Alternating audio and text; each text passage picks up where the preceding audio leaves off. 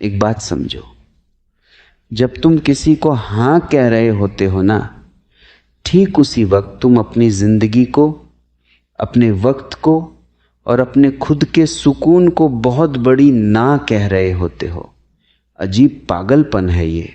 पूरी जिंदगी निकल जाती है दूसरों को खुश करने में। जैसे तुम कोई शादी के हलवाई हो जो सबको मीठा बांटने आया है। अरे भाई, सामने वाला भगवान नहीं है जो रूठ गया तो तुम्हारी फसल बर्बाद कर देगा।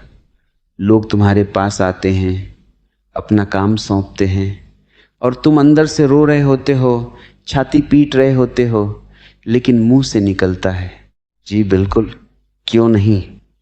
क्यों भाई, क्यों नहीं? तुम्हारी अपनी कोई जिंदगी नहीं है? तुम्हारी रीढ़ की हड्डी है या वो भी किसी को उद्धार दे दी? सुनो, ना कहना कोई गुनाह नहीं है। ये एक कला है, एक ध्यान है। जब तुम बहुत प्यार से, पूरी शालीनता से सामने वाले की आंखों में आंखें डालकर कहते हो मैं ये नहीं कर पाऊंगा, तो जानते हो क्या होता है? आसमान नहीं टूटता, धरती नहीं फटती, बस सामने वाले को समझ आता है कि तुम्हारी भी कोई सीमा है। तुम कोई मुफ्त की धर्मशाला नहीं हो जहां कोई भी आए, अपनी चप्पल उतारे और आराम करने लगे। चलो, तुम्हें इस गुलामी से निकलने के कुछ बेहद खूबसूरत और थोड़े मज़ेदार तरीके बताता हूँ। तरीके ऐसे कि सामने वाले का काम भी नहीं होगा और उसे बुरा भी नहीं लगेगा। वो तुम्हारे आगे हाथ जोड़कर जाएगा, नाराज होकर नहीं। पहला तरीका सीखो, जिसे मैं अति व्यस्तता का भ्रम कहता हूँ। जब कोई तुम्हारे पास अपनी मुसीबत की गठरी लेकर आए तो अपनी आंखें थोड़ी बड़ी करो, एक गहरी सांस लो और कहो यार, तुम्हारी ये बात सुनकर मेरा दिल बाग बाग हो गया।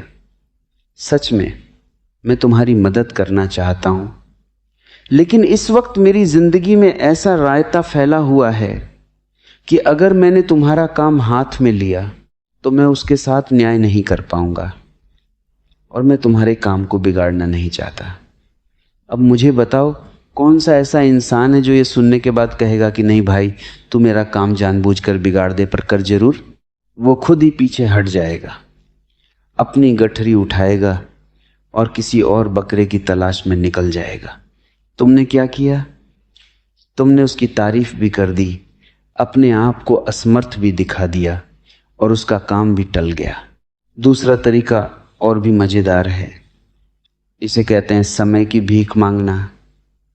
हमारे भीतर एक बीमारी होती है, तत्काल जवाब देने की बीमारी। कोई पूछता है कल चलोगे, हम तुरंत बोल देते हैं हाँ चलेंगे।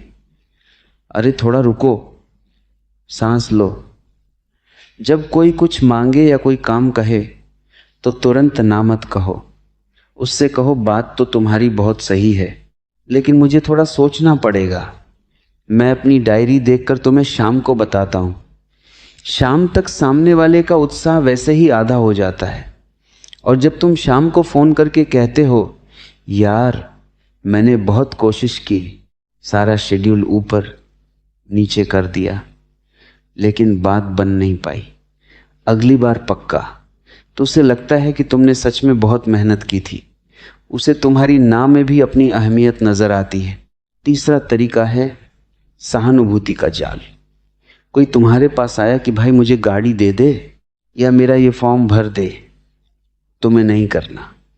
सीधे मुंह पर मना करोगे तो वो सोचेगा कि कितना घमंडी है। इसकी जगह उसके दुख में शामिल हो जाओ। कहो अरे यार बहुत बुरा हुआ, तुम्हारी ये हालत देखकर मुझे बड़ा दुख हो रहा है।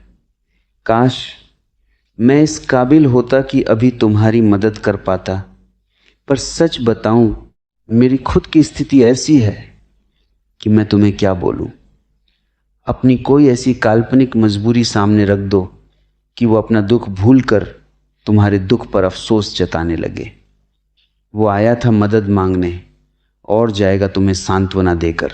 एक बात हमेशा याद रखना, जो लोग हर बात पर हाँ कहते हैं उनकी हाँ की बाजार में कोई कीमत नहीं होती। मुफ्त के पानी की कोई कद्र नहीं करता। लोग पैसे देकर मिनरल वाटर खरीदते हैं। अपनी हाँ को मिनरल वाटर बनाओ, नल का बहता हुआ पानी मत बनाओ। जब तुम अपनी मर्जी से जीना शुरू करते हो, जब तुम अपनी सीमाओं का सम्मान करते हो, तब लोग भी तुम्हारा सम्मान करना शुरू करते हैं। मना करना बदतमीजी नहीं है, यह खुद के प्रति ईमानदारी है।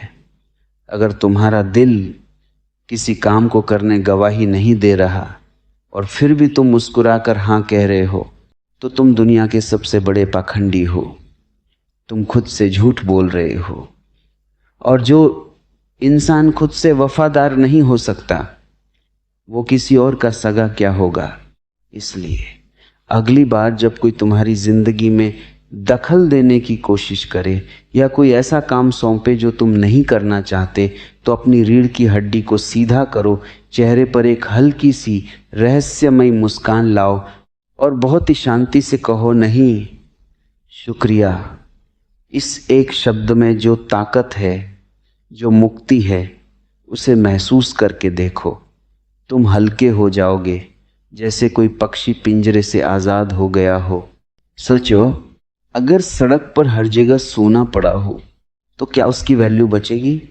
नहीं। इंसान की वैल्यू उसकी कमी से बनती है और ना वही कमी पैदा करती है। लेकिन दिक्कत यह है कि लोग ना बोलते नहीं, फट पड़ते हैं, सालों तक दबाते रहते हैं, फिर एक दिन अचानक ज्वालामुखी बन जाते हैं और फिर कहते हैं अब बस बहुत हो गया। अरे भाई, पहले ही प्यार से मना कर देते तो इतना ड्रामा नहीं होता। ना बोलने का मतलब लड़ाई नहीं होता, ना बोलने का मतलब खुद को बचाना होता है। लेकिन बचपन से हमें क्या सिखाया गया? सबको खुश रखो, सबकी सुनो, सबके लिए अच्छा बनो। और धीरे धीरे इंसान इतना अच्छा बन जाता है कि खुद के लिए ही बुरा हो जाता है। एक लड़का था, उसका दोस्त हर हफ्ते पैसे उधार ले जाता था। पहले 500, फिर 1000, फिर 5000 और हर बार वही डायलॉग, भाई तू ही अपना है। अब बेचारा लड़का अंदर से परेशान, लेकिन मना करने में डर। क्यों? कहीं दोस्त नाराज ना हो जाए।